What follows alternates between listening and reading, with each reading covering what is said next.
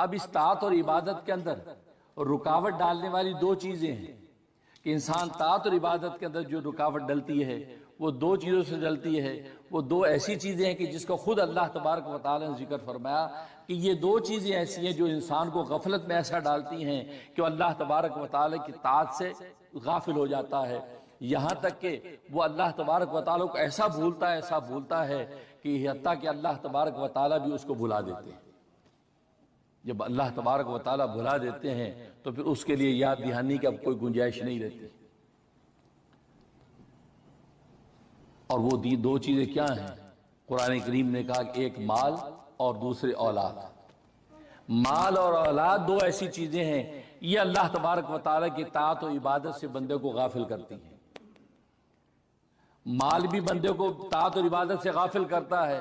انسان مال و دولت کی چھنکار کے اندر ایسا غافل ہوتا ہے، ایسا جو اس کھانے اور کمانے میں لگا رہتا ہے کہ وہ مال عطا کرنے والے منعم کو بھول جاتا ہے.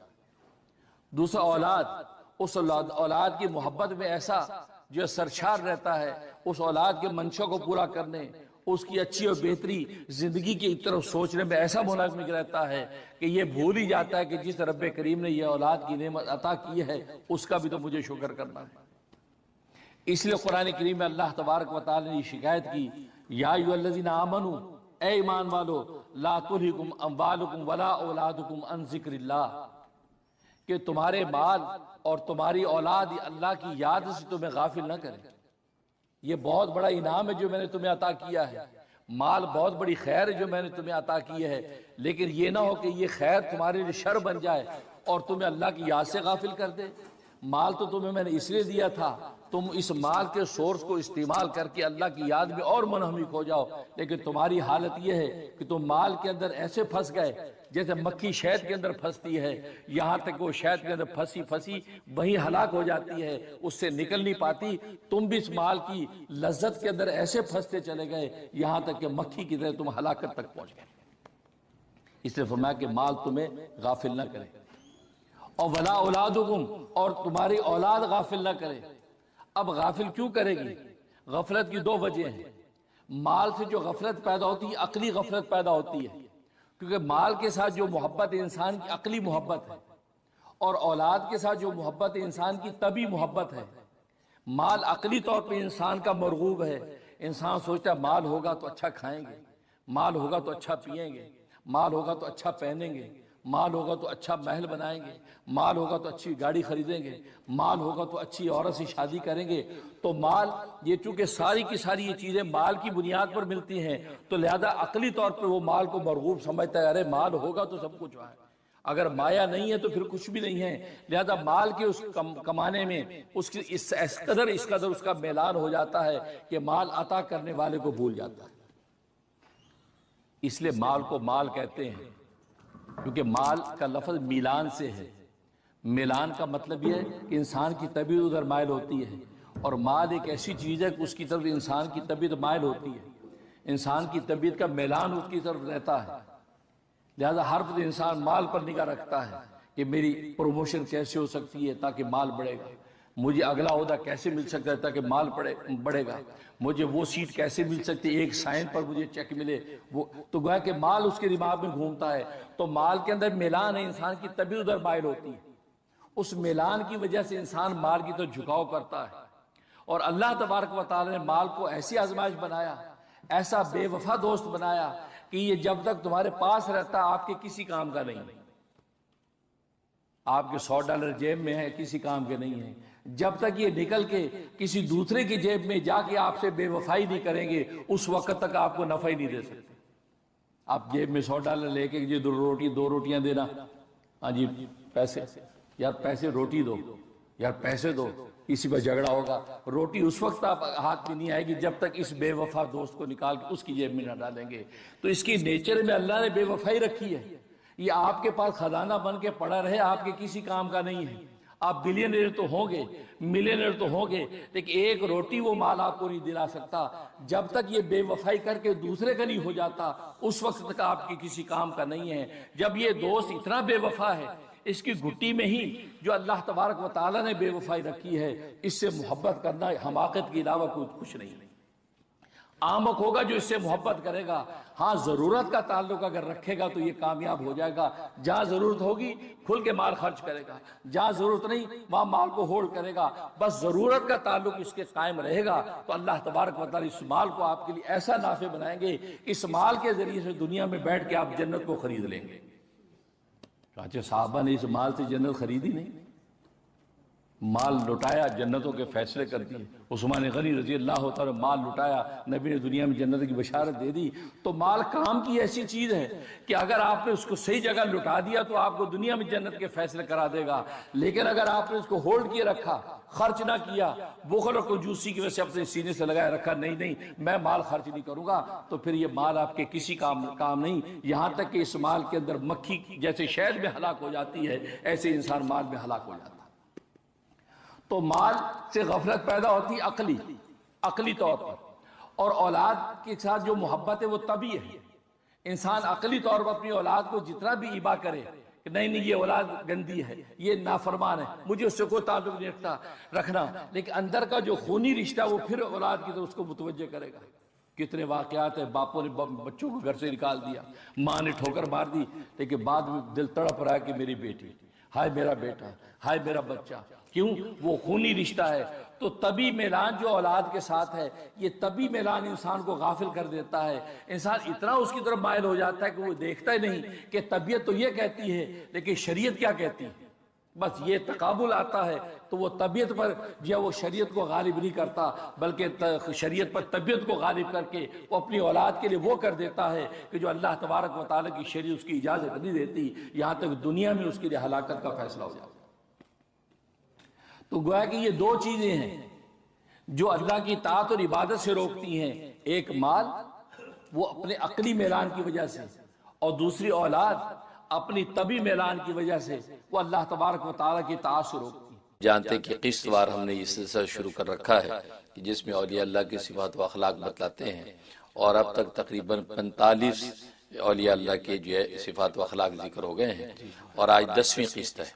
और एक किस्त में हम 5 अखलाक व सिफात जिक्र करते हैं, तो आज 10वीं किस्त है तो 5 अखलाक व सिफात पर गुफ्तगू करेंगे, और यूँ तकरीबन जो 50 अखलाक व सिफात औलिया कामिलीन के हमारे सामने आ जाएंगे, और ज़ाहिर है कि हमारे लिए बड़ी मशअल राह है। जहाँ तक औलिया अल्लाह के अखलाक व सिफात में से एक सिफत ये है कि ये जो है औलिया कामिलीन जो है वो रिक़त क़ल्ब और गिरिया बुका जो है इन पर तारी रहता है।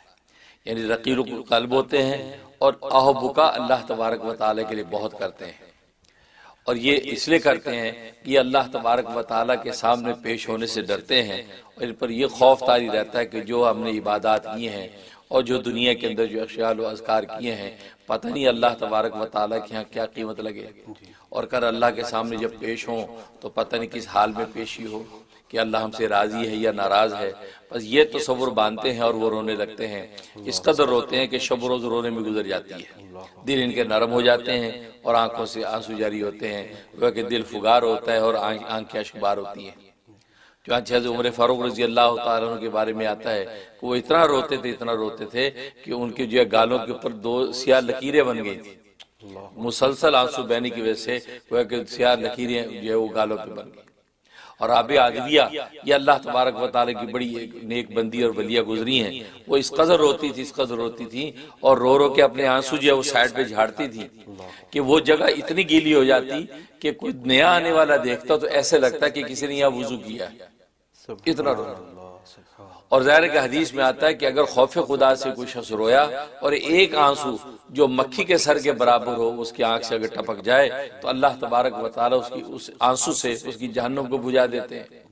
और यहाँ इन औलिया कामिलीन की हालत यह है कि इस कदर गिरिया तारी है कि वो अल्लाह तबारक व तआला की याद में और अपनी ज़ात को देख कर जो रोते हैं। तो ये इनके खास वसफ है कि औलिया कामिलीन का दिल नरम हो जाता है और आंखें इनकी अश्कबार रहती हैं और हर वक्त अल्लाह तबारक व तआला की याद में रोते हैं। ये इनका एक वसफ। और दूसरा इनका वसफ ये कि मुहासबा नफ्स करते हैं, अपने नफ्स के मुहासबे में रहते हैं। किसी दूसरे पर जो है वो तनकीद करने के बजाय, किसी दूसरे पर ऐब और नक्स की उंगली उठाने के बजाय अपने नफ्स को देखते हैं, अपने नफ्स के मुहासबे में मुब्तला रहते हैं। यहाँ तक कि वो ये देखते हैं कि गुनाहों में हंसना तो दूर की बात है, खुद अपनी ताआत के अंदर कोताही का तसव्वुर करके जो है वो अपने जो अल्लाह के सामने शर्मिंदा रहते हैं। یعنی عام آدمی تو گناہوں کی حالت میں یہ ہنستا بستا نظر آتا ہے، اور یہ طاعت کی حالت میں بھی یہ ان کے اوپر فکر تاری رہتی ہے کہ پتہ نہیں اللہ تبارک و تعالیٰ کی ہماری عبادت کی کیا قیمت لگی ہے۔ تو اپنے نفس کے محاسبے کے اندر مبتلا رہتے ہیں، لہذا محاسبہ نفس جو ہے ان کو شب و روز کروٹ لینے نہیں دیتا۔ کوئی اقوال ہوں، افعال ہوں، احوال ہوں، اعمال ہوں، کسی بھی جو عمل و قول کے ظاہر کرنے سے پہلے اپنے نفس کا محاسبہ کرتے ہیں، اور اپنے نفس کو اس قابل نہیں پاتے کہ میں یہ بات کہوں، اس قابل نہیں پاتے کہ میں یہ قدم بڑھاؤں، بلکہ اپنے آپ کو کمتر سے کمتر سمجھتے چلے جاتے ہیں۔ لہٰذا اس محاسبہ نفس کے نتیجے میں وہ اسی فکر میں رہتے ہیں کہ کل کو اللہ تبارک و تعالیٰ کی پتہ نہیں کیا قیمت لگے گی، اور اپنے ایک ایک قول کی شب و روز جو ہے وہ اس کو پڑتال کرتے رہتے ہیں کہ یہ میں نے جو کام کیا اللہ اللہ کے رسول کے منشا کے مطابق تھا کہ نہیں۔ سونے سے پہلے اپنے پورے نفس کا محاسبہ کر کے سوتے ہیں تاکہ پتہ چلے کہ دن بھر کے اندر کیا کوتاہیاں ہوئیں، کیا غفلت ہوئیں، اور اللہ تبارک و تعالیٰ کے سامنے ہم کیا امید رکھیں۔ تو یہ محاسبہ نفس جو ہے یہ اس سے کبھی غافل نہیں ہوتے۔ اور تیسرا اس کے اندر یہ وصف یہ ہے کہ یہ طول عمل کو ترک کر دیتے ہیں، لمبی لمبی امیدیں نہیں باندھتے، یہاں تک کہ یہ اپنے ذاتی بڑے بڑے مکان نہیں بناتے، کیونکہ یہ سوچتے کہ ہمیں اگلے سانس کی بھی توقع نہیں ہے کہ اگلا سانس بھی آئے گا یا نہیں، یا جو سانس ہم نے اندر کھینچا تھا وہ سانس باہر نکلے گا یا نہیں۔ یعنی اس قدر یہ اپنی جو آخرت کا تصور باندھے رکھتے ہیں کہ وہ یہ کہتے ہیں کہ بس یہ کچا پکا گھر کوٹھا ہو جس میں سر جو ڈھانپ لے انسان، اور خارجی جو انسان قدرتی آفات سے محفوظ رہے، اور بس اللہ تبارک و تعالیٰ کی بات میں لگا رہے۔ لہذا یہ تصور باندھ کے یہ طول عمل سے اعتراض کرتے ہیں کہ لمبی لمبی امیدیں نہیں باندھتے، اور یہ سوچتے ہیں کہ پتہ نہیں کب بلاوا آ جائے۔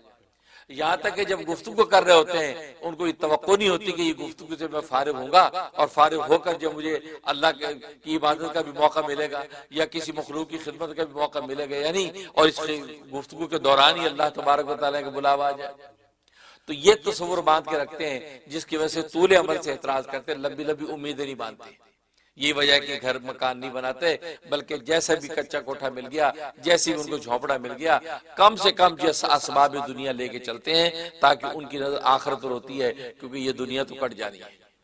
یہ ان کی کیفیت ہوتی ہے کہ طول عمل سے اعتراض کرتے ہیں۔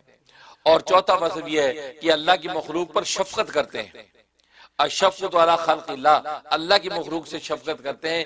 مخلوق جو ہے بھلے وہ انسان ہو یا حیوان ہو، چونٹیاں ہوں یا پرندے ہوں، لیکن اللہ کی مخلوق ہے اس پر ان کو ایک شفقت ہوتی ہے۔ یہاں تک کہ گناہگار بھی اگر سامنے ہے تو گناہگار پر بھی مہربان ہوتے ہیں، اس پر